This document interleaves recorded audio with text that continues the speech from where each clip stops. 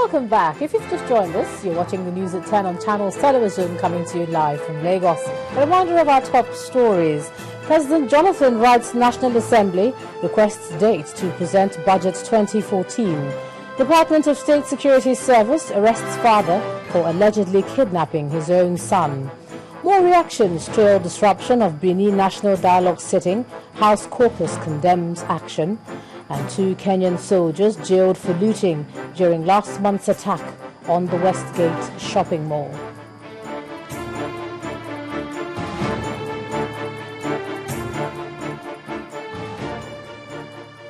Well, do remember that you can keep up with all our top stories on our websites, channelstv.com, and on youtube.com/channelsweb. If you're on the go, then visit m.channelstv.com to view us live on an iPad, iPhone or BlackBerry. And you can also download the Channels TV app for Android and Nokia 920 from their respective stores. But it doesn't end there, as you can interact with Channels Eyewitness feature on our Android and Windows 8 platforms. So if you have a picture or video to share with us, all you need to do is download the Channels TV Android app on your device, swipe to reveal the Eyewitness menu, and then follow the instructions to share your reports, your pictures, and videos.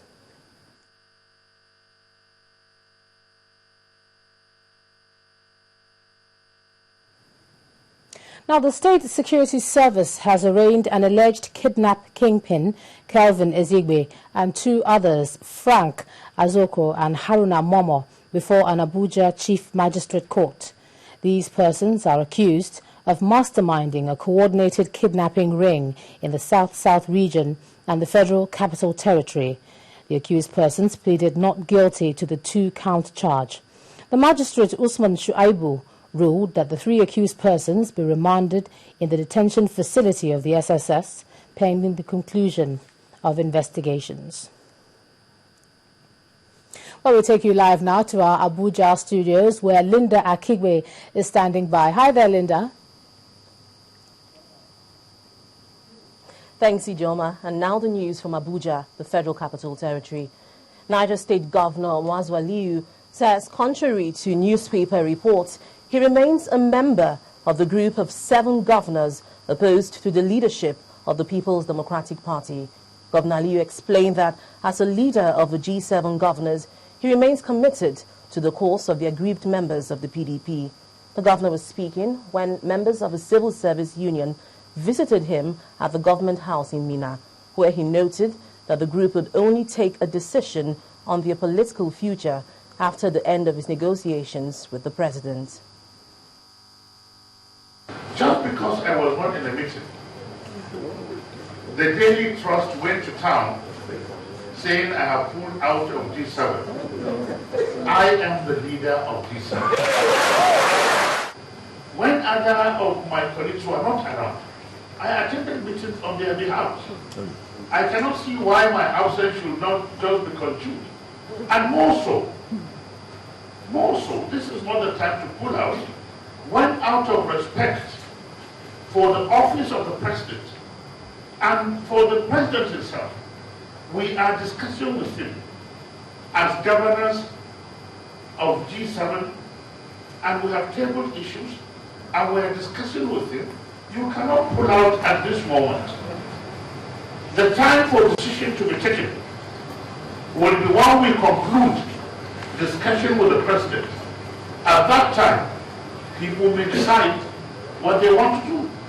The struggle for Nigeria is already in the hands of the population.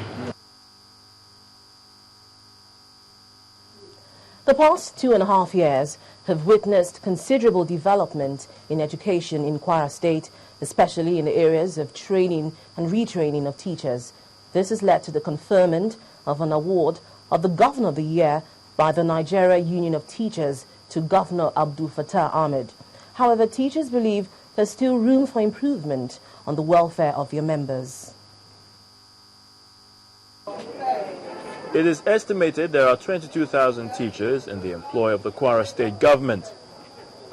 At an event attended by Nigeria's Vice President Namadi Sambo and the Coordinating Minister of Education, the Nigeria Union of Teachers honored Mr. Abdul Fattah Ahmed with the Governor of the Year award. After receiving the award, Governor Abdul Fattah Ahmed explained the reasons why teachers should be taken care of, even as Kwara State seeks to develop its education sector. For me, Kwara State are the teachers of Kwara State. The men and women who toil day and night, overlooking challenges, determined to lay a solid foundation for our children. Those who make the positive transformation of our children in life and mission.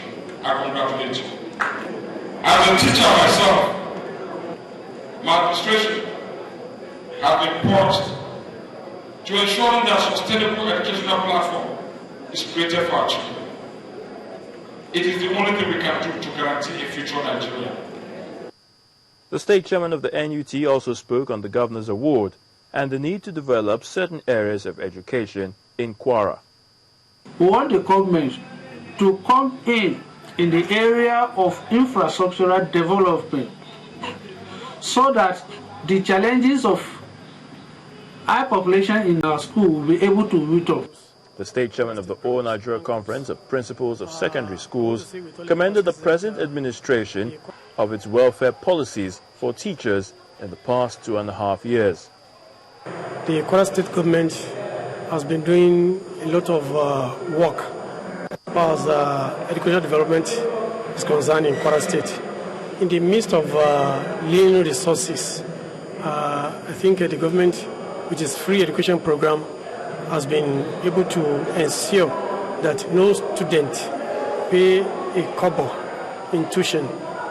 Out of the 22,000 teachers in Kwara State, 14,000 of them are in the primary schools, while secondary schools account for the remaining 8,000. The award has been presented, and it is hoped that when the teachers' new demands are met, education will further be enhanced in the state. The need to restructure the nation's civil service once again came into focus today in Abuja at a forum on integrity in the public service. Both past and present civil servants who have made their mark in the public service attended the event where they acknowledged the rot in the system. The keynote speaker, former Minister of the Federal Capital Territory, Mr. Nasir El-Rufai, identified the conspiracy of silence and loyalty to the people in power as the most dangerous manifestation of the failure of the public service in Nigeria. Your colleagues will do to your leftover drink. Prominent Nigerians, some of them retired civil servants, converged under the aegis of Governance and Sustainable Development Initiative. They traced the history of Nigeria's public service to the good old days when the country practiced the parliamentary system of government. Then there was integrity in the service. Integrity, they said, had been eroded by the military and presidential system of government. Speaker after speaker identifies societal ills as having its toll on the service. The public service is part of Nigeria. And when everything is falling apart, if you expect the public service to be perfect, then you are not being fair. We are all part of the same system, and the malaise that affects Nigeria affects all of us. They decried lack of merit in appointments, bogus payroll for redundant staff, and what they call conspiracy of silence, even when things are going wrong. The public service has specialized in protecting bad people. There seems to be a conspiracy of silence to protect bad people. And in the last few years, actually, in the public service, the bad have advanced ahead of the good. Narrowing it down to the present-day public service, can one say conspiracy of silence has led to the perpetuation of corruption and the wrong orientation in the public service? We need to block the process or the system that allows ministers who have gotten their rights and privileges in the main ministry from also going to the parastatals to also get the same thing. And that is the real, that is the kind of thing that is not right. Highlight of the day was reward to one of them, Dr. Modupe Odubela, who they described as an epitome of integrity in the public service.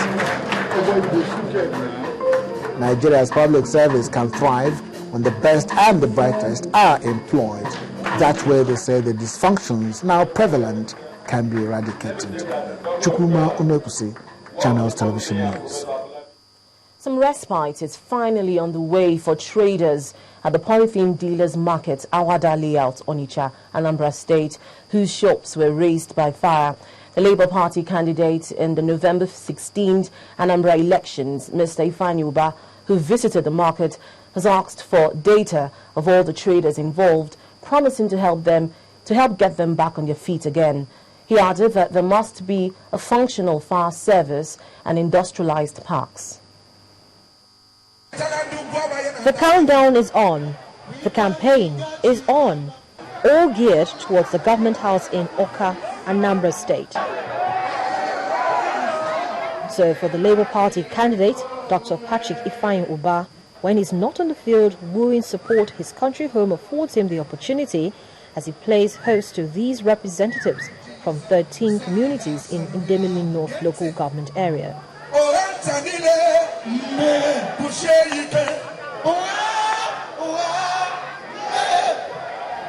Awada, Ugwaba and other communities represented here have something in common.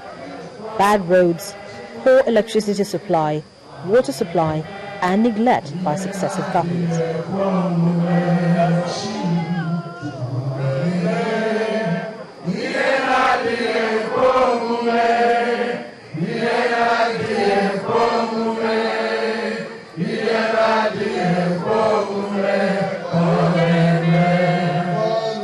Many series of representations to be the current governor. We have made the photographs of all the areas and sent to him. But to no avail. Nothing was done even till now. They are hoping this visit will bring succor, just as Dr. Uba agrees no less. It takes two to tango. So how should they react to the gesture and proposals?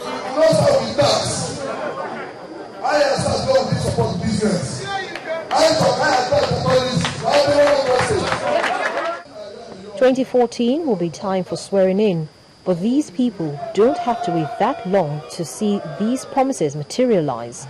From next week, earth-moving machines will be deployed to start fixing their roads and more, courtesy of the Labour Party flag bearer.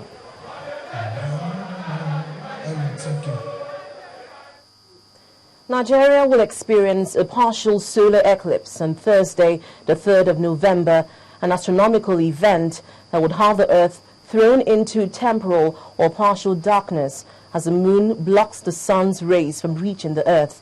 Briefing journalists on what Nigerians should expect, the Director General of the Nigeria Space Research and Development Agency, Dr. Saidu Mohammed, said the eclipse would come in 3 phases. A partial eclipse at about 1 p.m. when the moon would touch the edge of the sun, the maximum eclipse shortly before 3 p.m. when the moon is expected to be closest to the center, and shortly after 4 p.m. when the moon will leave the sun's edge. Because of, partial rays, it is recommended that you wear glasses so that your eyes are not affected. There's no cause for alarm. There's no need to panic because of, different types of sounds. Even animals respond differently, and that may cause also some panic. And it does not even affect flights, and therefore people should note when these things happen, and it's up to the science desk for astronomy, for which we have a whole center doing issues on astronomy and space studies. And that's all from the FCT. Now back to you, Ijoma. Thanks a lot there, Linda. That's Linda Akigbe, all the way from the nation's capital, live in Abuja. Now, the family of Vice Admiral Mike Akigbe has confirmed the death of the former Chief of General Staff. The head of the Akigbe family, Chief Joseph Akigbe, in a statement today, said the eldest son of the deceased called him on the telephone around midnight from the U.S. and announced the death of his father. Vice Admiral Akigbe is reported to have battled cancer until he died at the age of 68 in the United States. Vice Admiral Akigbe served as the Chief of General Staff during General Abdulsalam Abubakar's military government from 1998 to to the end of the military government in 1999. He had also previously served as military governor of Ondo State from 1985 to 1986 and military governor of Lagos State from 1986 to 1988, after which he was appointed Chief of Naval Staff, the highest-ranking officer of the Nigerian Navy, and subsequently the Chief of General Staff. Meanwhile, the President has commiserated with the wife, children and relatives of the former Chief of General Staff.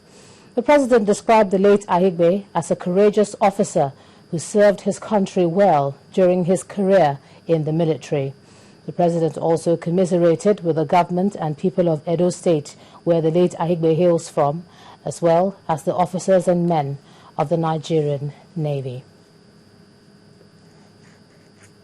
Now, when the news at 10 returns, the NNPC says there's a drop in crude oil production following persistent attacks. That will be on Business News. Please join us again.